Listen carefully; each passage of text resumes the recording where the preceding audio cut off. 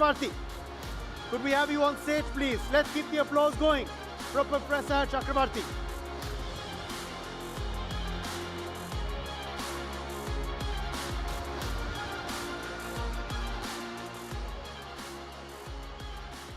Thank you there for welcoming me to the stage, and it was really inspirational to hear this conversation at the intersection of digital technology and healthcare, perhaps two of the most significant technological transformations of our time. My talk is going to be about the digital economy and artificial intelligence. Of course, we know that the digital economy is enormously important. And just to give you a sense of how important it is, here are a few stats to consider. The digital economy is going to be close to 12 to 15% of our overall economy very, very soon. It's growing at 3 times the rate of the regular economy. It is enormously powerful in terms of the impact that it can have in our lives and in our economic lives. Just the introduction of digital payments alone adds 3% to the GDP of emerging nations. And as we think about the next frontier of artificial intelligence, there are a wide range of possibilities, and some of the more optimistic ones suggest that artificial intelligence can increase GDP by 7%. So there's a lot that is held in terms of promise of the digital economy and its implications more broadly. Now, this digital economy is not entirely available to everybody. So we still have somewhere between 2.2 to 2.6 billion people who don't have internet access. Women are disproportionately on the wrong end of that lack of access. Then we have children who, about 2/3 of children in the developing world don't have internet access at home.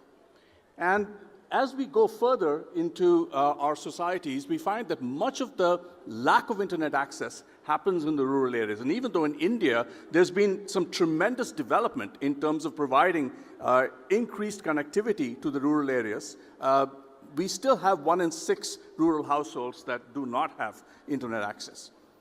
As we think about the impact of artificial intelligence, that is likely to drive the gap even wider, make it even wider. Largely because it's going to create a wedge both within countries and across countries. Countries that are at the advanced end of the spectrum are likely to see the most job displacement, but they do have the safety nets, they do have the ability to manage the risk. The developing world countries are likely to be less affected, but the jobs that are going to be affected, many of the jobs that several of you are thinking of taking up once I see several students in the room, many of those white-collar jobs for which India has become, that's become the growth engine for the country, many of those jobs are going to go away. And new jobs are going to come in place, but we need to be able to manage that transition. And most developing countries have some challenges in being able to manage such transitions because the focus has been on development. So as I think about where we are on the digital planet overall, here's a quick map of where 125 countries in the world are. The further to the north you are in this map, the more digitally evolved you are. The further to the right you are of this map, the more quickly your digital economy is changing and moving. And the 2 countries that are at the very top of this listing are the United States, that is the most digitally evolved, and China, which has the greatest digital momentum. Now, where is India? India sits somewhere to the right and to the bottom of the map. The good news is it's to the right of the map, which means it has one of the most strongest forces of digital momentum anywhere in the world.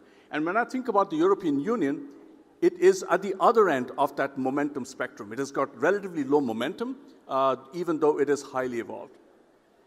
Now, where do we go next? There's a lot that's changing in this digital economy.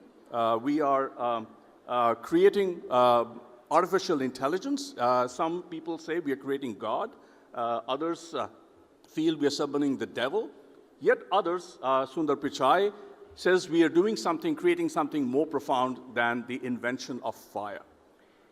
And then, of course, right here in this very venue, we had the prophets of the world of artificial intelligence leading us to the future without the capacity to even agree or even hold hands. And I tried to sort of fix that, tried to see whether there's some way to get either of the AI machines, whether it is Claude or ChatGPT, to get the two of them to hold hands. And somehow they inserted some random person because even the AI models don't want the AI prophets to hold hands. So I inserted myself in between and tried to see if I could fix the problem myself. So today's wired belt, in terms of how we think about what artificial intelligence might do to us, we have just released a study focused on the United States. And what we are finding in the study, we'll see the same patterns play out across the world. So in the United States, the parts of the country that are likely to be the most vulnerable are the most advanced parts of the country. So the United States is likely to lose in the next 5 years an economy the size of Belgium because of jobs lost. The United States is likely to lose the equivalent of the economy the size of South Korea if adoption happens even faster, if agentic AI, for instance, takes off. The major centers of artificial intelligence, the major metro areas, the parts of the country that are making artificial intelligence happen, they're the ones that are likely to lose the most. 40% of the jobs are going to be lost in 5 states. And the biggest losses, and this is important for the audience here, the biggest losses are going to be in information technology, in finance, and professional and technical services. All of the sectors that are the white-collar growth engines of India. The same patterns are likely to play out here, just as it is playing out in the United States. Now, this means that we are creating, on top of existing inequalities, the technology is introducing a new form of inequality, which I would call artificial inequality. And this artificial inequality is not just an inequality in incomes, because jobs are going to be lost, maybe new jobs are going to be created, but currently we don't seem to have a plan as to how we get from the job losses to job creation. This income inequality is only part of the problem of inequality that we are baking in. There's going to be inequality because of data, inequality because different users are going to have different capacities to use artificial intelligence and get productive output from it. There's inequality across the world. Developed nations will have a different ability to gain from artificial intelligence than developing nations. There's going to be inequality because of the nature of the industry that's bringing AI to us. It's no more than 6 companies that pretty much are going to deliver all of artificial intelligence in the coming years. So if you imagine, currently a lot of our focus is on the Strait of Hormuz. Think about this as the Strait of Hormuz for where AI is going to go. If that strait is a very narrow bottleneck, that creates a lot of potential inequalities as to who gets to benefit on the other side of the bottleneck. And then artificial intelligence has an enormous impact on the environment and on energy. So there's going to be an energy divide because of increasing use of AI. But I have some better news. A few things to keep in mind. Countries like India are far more trusting of AI than countries like the United States, which means that there is going to be a greater ability to adopt artificial intelligence if we can create a bridge to the needs that have to be addressed through AI. So one way to think about this is, why don't we think about AI not in terms of the way we read about it every day, the big AI, billions and trillions of dollars being spent on it, but small AI, AI that's targeted to very specific users. So solutions to specific problems, not solutions to everything, designed for resource-constrained environments, using less computing power, preferably computing at the edge rather than computing that happens in the center of a network. It's stable, that it can work even without continuous internet access or even access to electricity. You want low upfront investment and easy way in which people can get access to knowledge and information about it and be able to use it. So what this means is you're developing artificial intelligence with very few parameters relative to hundreds and thousands of billions of parameters. The training costs are much lower. We are developing artificial intelligence that are good enough, not artificial intelligence that basically rebuilds superhuman intelligence. And then we use narrower data sets, local inference, and instead of trying to crawl through the internet and grab every piece of data available everywhere.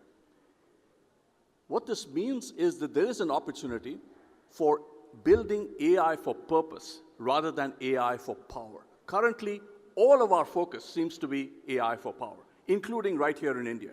And if we were to turn the tables and focus on AI for purpose, that could make a difference. And there are many ways in which this AI for purpose could be developed. Currently, we are studying and we are developing a number of different pilots for application of AI in agriculture, very specific targeted needs in agriculture that can be solved very powerfully with AI.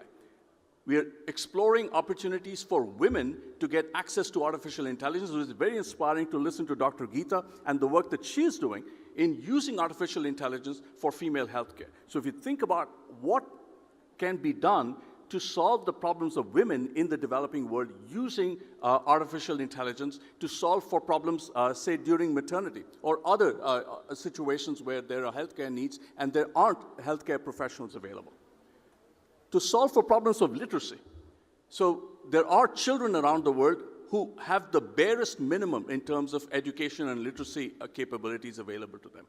So this is a very powerful tool that what it can do is introduce just enough knowledge so that you can make a big swing in terms of people's lives, livelihoods, and well-being. And that swing can bring a massive productivity gain to a very wide swath of the global population. We are currently looking at trillions of dollars being spent for artificial intelligence in Silicon Valley, and corporate America is looking for quote-unquote use cases. And so far, it's not really found too many use cases and people willing to pay for it. We have use cases all around us right here in India. So what I'm suggesting is instead of focusing on big AI, we go to small AI. We use fewer resources, smaller data sets, less energy, but solve for many, many people's problems. And these are problems that I'm not going to go hunting for those use cases. They're right here. In the process of trying to set up these pilots and trying to expand our learning, we are going to try and understand what are the barriers that stand in the way. There are a number of different barriers, and these are the barriers that are going to affect the use of artificial intelligence, not just in the small way, but in the large way. But if we can overcome these barriers, infrastructure gaps, literacy gaps, data scarcity, model drift, integration, user, overcoming the barrier of user distrust, inadequate regulation and inadequate safety guardrails, if we can include more women into the digital ecosystem, if we can build pilots that ultimately scale and most significantly get over our political and institutional barriers, we can truly make a digital economy work for all. So imagine a digital economy for all. That is the big idea. Thank you for your attention.